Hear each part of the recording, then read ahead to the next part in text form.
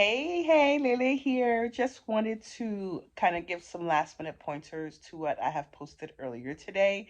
It's going to be short. Do not worry. I am already in my bed ready to go to sleep.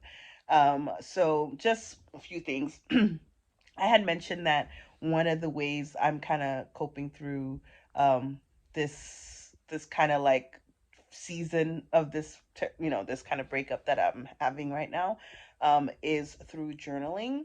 One of the ways, this lady named Heidi, she mentioned how to journal.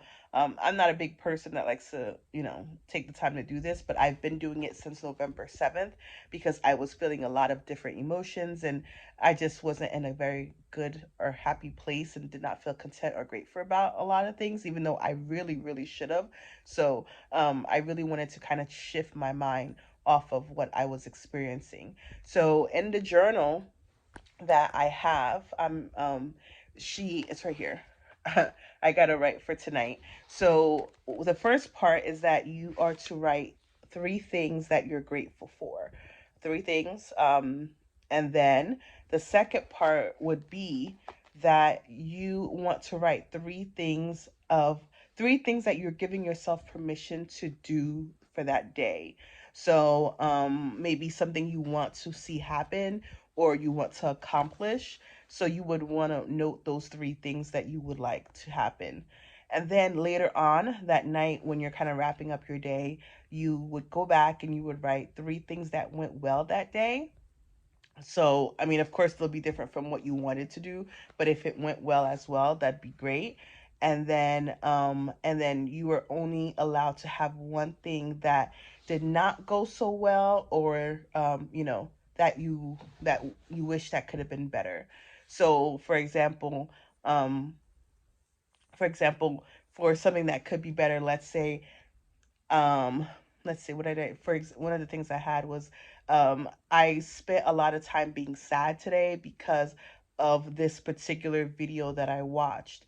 So moving forward, I would not watch this kind of video because it made me had feelings or triggered something that was not very positive in me. So you're acknowledging what's your emotion. You're kind of acknowledging the emotion or the feeling that you had, and knowing, once you know what it is, you're gonna ensure that you don't, that you can avoid it next time. So your whole goal in the journal is to try to force yourself to plan for your day and in a positive way, and then to understand what things that are trigger certain feelings so that you can avoid them in the future. So I found that very, very helpful. I started to kind of pinpoint, like, wow, I felt like this today and it was not the best, but I kind of knew exactly what happened, and therefore I can, avoid certain things. And that's when I kind of started realizing that a lot of the videos that talk about, some of the self improvement videos and some of the relationship videos, they were kind of getting to me after a while and were triggering certain things. So it kind of made me realize, okay, well, I'm doing this particular thing or watching this and it's not making me feel good. So why am I torturing myself this way? So let me just go ahead and eliminate that moving forward. Another line item I personally included, because being that I'm not, I haven't been well, I put something physical, a physical aspect, so that I can know, feelings, that physical changes that's happening. So, just for my own sake. And I also have a line that says God, literally, and it just simply is me taking the time out to either call on God or know that, like, God, I need you for this, or just what I would say to God at that moment for that day. So it's been very, very helpful to keep the journal. Some other things that I've been doing is that I've kind of I never acknowledged or utilized the screen time on my phone. So as of now, from like 10 p.m., I have, I guess, a lock or something for my screen time. So in case I want to like go on the internet or go to a website or something, I have to like give myself permission for 15 minutes so that I can do what I need to do. And of course, it shuts it down. So that really kind of helps me regulate how much time I'm spending on my phone. And some of the things I noticed that a lot of people do, like the successful people, the psychologists, the public figures or whatever, they will have their phone in a different room than where they sleep. This way, they're not, they're not pulled into being on their phone, at night. So that's something I should really consider doing. But if my alarm goes off, I don't want to have to get up. And the other room being that I really don't have a urgent need to get up. But back to the routine that I mentioned, I don't do this 5 o'clock thing. Please listen. Sleep is sleep is sleep, and being that I've been having trouble sleeping for the past month, I'm not gonna get up at 5 something. So I'm up like maybe 7:30, and then I do my morning kind of getting up, make a bed, stretch, pray, meditate if possible, and then start with tea, and then start my work day and stuff, and shower and all that stuff. And then at night after work, I have incorporated a walk, some kind of physical activity for 30 minutes or so. Walking is usually it, or I'll do like a Pilates video for like 15 minutes. Then I shower, and then I write in a journal. And since I mentioned I've been having trouble sleeping, I've been doing Dr. Teal's, they have like the melatonin spray thing that you can spray on your pillow. The scrub. I just recently bought these because I was really frustrated that I wasn't getting sleep properly at all. Going to bed at like 11 o'clock and then waking up at like 1, and being up till 4 or 5 was just ridiculous. And it wasn't good for me. And it, it's still happening. So I really am kind of running out of options of how to sleep. But I do try to put like those prayers at night on from YouTube, and have that play in the background until I fall asleep. So that has been helpful. What else have I been going or utilizing?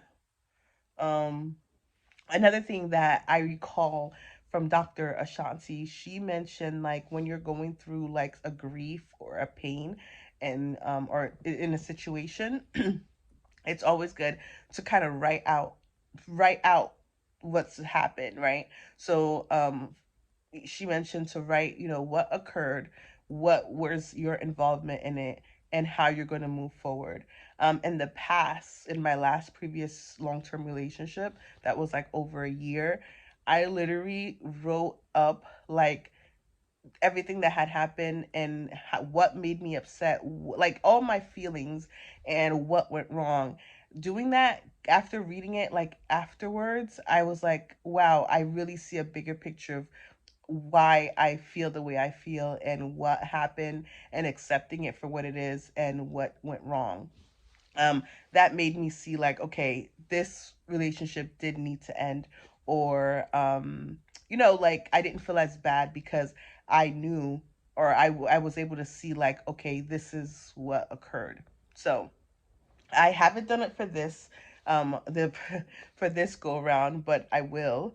I think it will help me at least be okay with what happened, and knowing that that this is part of life. Because I think most people always want to jump through that painful part, the part that, the rejection part, the part where you're like, I'm, in this situation again, or like the way that things happen.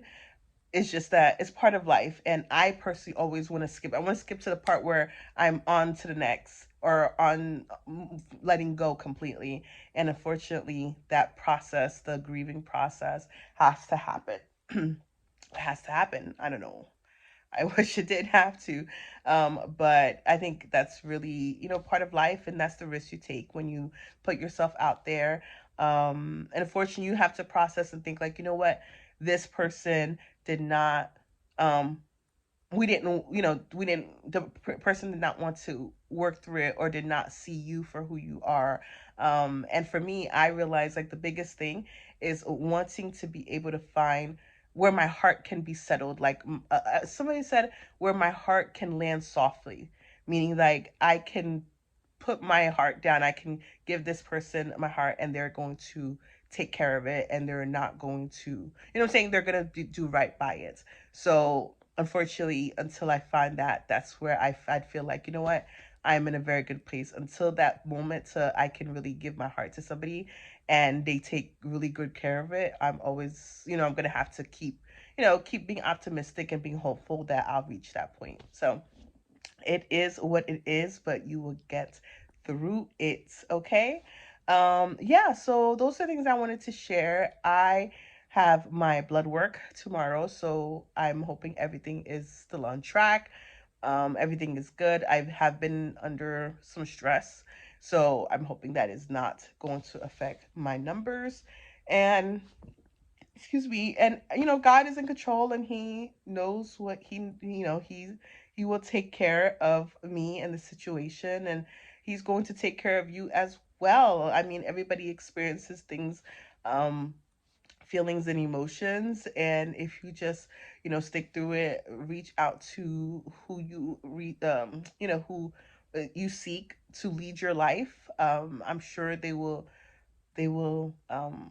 make things the way it should be for you, and you'll be in a great place. So that is yeah, just stay encouraged and be positive as much as possible, and the best is yet to come. So yeah, I'll see you all later. See ya.